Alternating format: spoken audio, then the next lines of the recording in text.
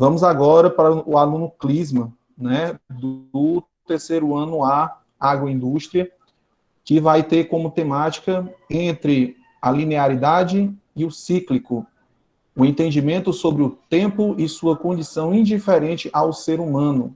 Ele se baseia aí no trabalho, no artigo, né, O Tempo, de Walter Castro Costa, né? Então, nós vamos ver agora o aluno Clisma. Clisma,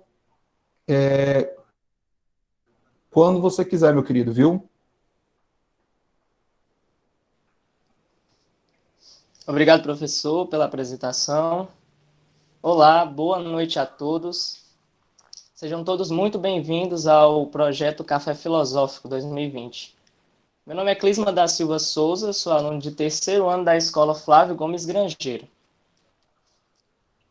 Bom, a minha temática eu fiquei para falar sobre o tempo, que deriva do tema em questão, que é entre a linearidade e o cíclico, o entendimento sobre o tempo e sua condição indiferente ao ser humano. A minha fala ela vai se basear nos argumentos e na filosofia do professor da Universidade de Santa Catarina, professor Walter Carlos Costa. Bom, de início, em uma visão religiosa, a Bíblia Sagrada ela apresenta o tempo como sendo algo linear, algo progressivo, algo cronológico. O rei Salomão, por exemplo, escreve no livro de Eclesiastes, especificamente no capítulo 3, que há tempo para tudo. Há tempo para morrer, há tempo para viver, há tempo de ajuntar pedras, há tempo de lançar pedras. Essa filosofia nos dá a entender que há tempo para determinadas coisas, tanto contrárias como semelhantes. Onde o tempo, sendo nesse caso linear, ele vai ser apresentado por Salomão em que cada situação ocorre em determinada ocasião. Na historiografia e também no Ocidente, assim como também para o cristianismo, Jesus Cristo, quando nasceu, ele dividiu o tempo, sendo antes do seu nascimento antes de Cristo e após o seu nascimento depois de Cristo. Mas aí o professor Walter, ele continua com essa indagação sobre o tempo, com essa dúvida sobre o tempo, e ele pergunta: o que é o tempo? O que é o tempo? O tempo, para ele, representa os limites da nossa natureza. É ele, o tempo, que vai nos favorecer experiências e vivências nas quais, como consequências, nós vamos obter amadurecimento e sabedoria. Na mitologia grega, dando aqui um parecer na antiguidade, o professor Walter, ele fala sobre Cronos.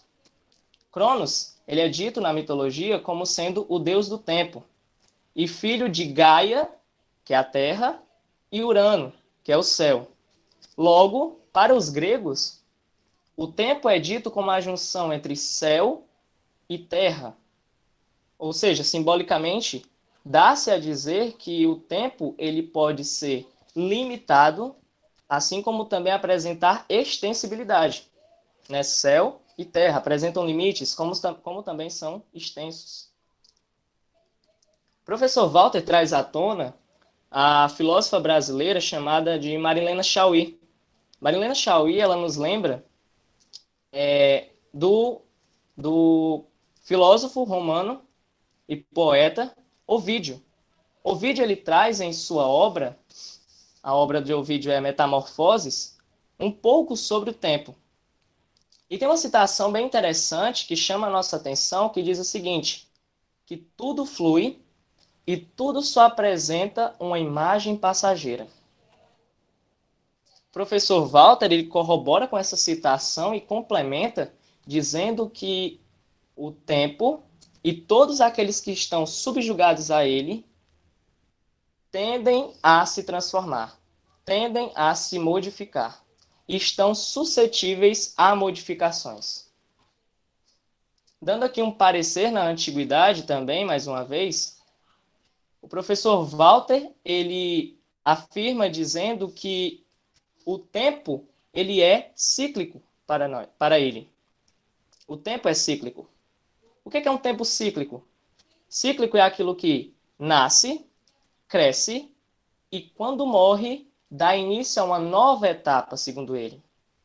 E ele continua dizendo e afirmando que o que eu sou hoje é muito diferente do que eu serei amanhã e do que eu fui ontem. E aí, o professor Walter ele continua dizendo que Heráclito, né, na antiguidade clássica,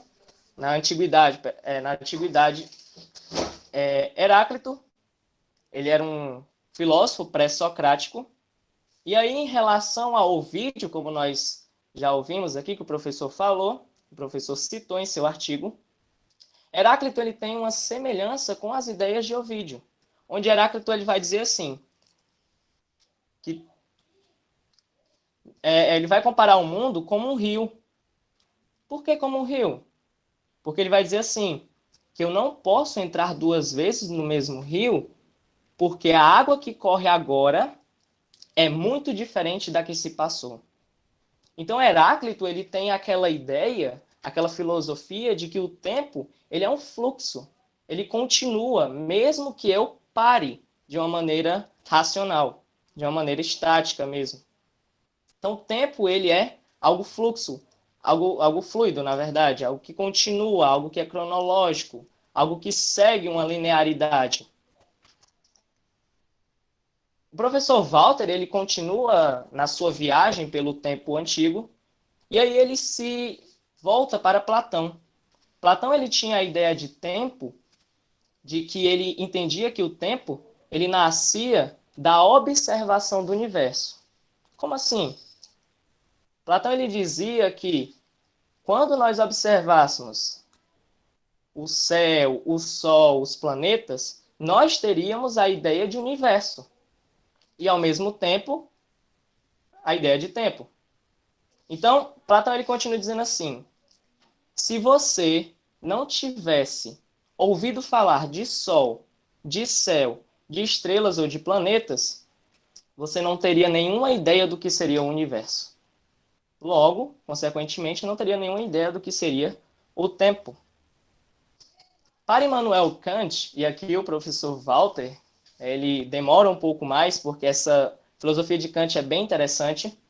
Kant ele afirmava que eu só posso conhecer algo, algo só pode entrar no meu cognoscível, na minha mente, se aquilo estiver dentro de um espaço e um tempo, dentro de um espaço de um tempo. Essas duas unidades essenciais, espaço e tempo, elas têm que estar presentes naquele objeto que eu quero conhecer. E Kant prova isso. Ele faz a seguinte ilustração. Pensa o seguinte, deixa eu fazer isso com você também. Imagine uma cadeira dentro de uma sala vazia. Pode ser uma sala de aula, como você quer. Agora, mentalmente, retire essa cadeira desse espaço. O que sobra? O espaço vazio, obviamente, certo? Agora, faça o contrário. Deixe a cadeira e retire o espaço vazio. E aí? Não dá. Segundo Kant, não dá. A menos que a sua cadeira esteja flutuando no espaço extraterreno. Isso foi a concepção de espaço para Kant, mas aí o professor continua com aquela indagação e ainda pergunta: e o tempo? E o tempo? O tempo, ele é a minha percepção interna. É aquilo que eu consigo entender de forma interna. E aí, o professor Walter ele ainda traz mais uma figura filosófica que é Edmund Husserl. Husserl ele fala que o tempo, para eu entender o que é o tempo, eu tenho que entender de uma percepção interna. Isso tem que sair dentro de mim. Então, a minha percepção interna sobre algo que está acontecendo no externo é o tempo. Mesmo que esse tempo seja diferente do relógio. mesmo que esse tempo seja diferente da percepção interna de outra pessoa. Logo, Russell, ele vai afirmar que o tempo é aquilo que eu consigo sentir internamente. É aquilo que eu consigo ver no externo de uma forma interna.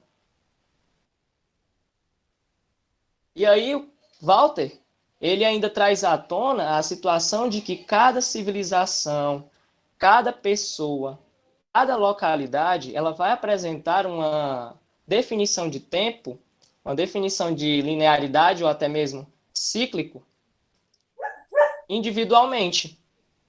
Até porque cada localidade, cada civilização vai apresentar um pensamento diferente, bem como um pensamento interno, diferente das demais.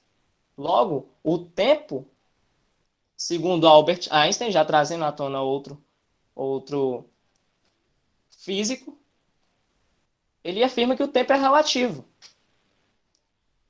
Por fim, o tempo é essencial à sucessão vital humana. É ele quem pode transformar algo que parece ser imutável. Então, eu concluo a minha apresentação com uma linda e belíssima citação do Papa João Paulo II, onde ele afirma o seguinte: todo tempo é tempo de acreditar que as pessoas vão se renovar. Muito obrigado pela atenção. Deus os abençoe. Parabéns, Clisma, viu, pela sua apresentação no seu estilo Clisma de ser, muito show, tá? Vamos já falar sobre o tempo, vamos já falar sobre a liberdade, daqui a pouquinho, vamos para a próxima apresentação. Clisma, parabéns novamente, certo?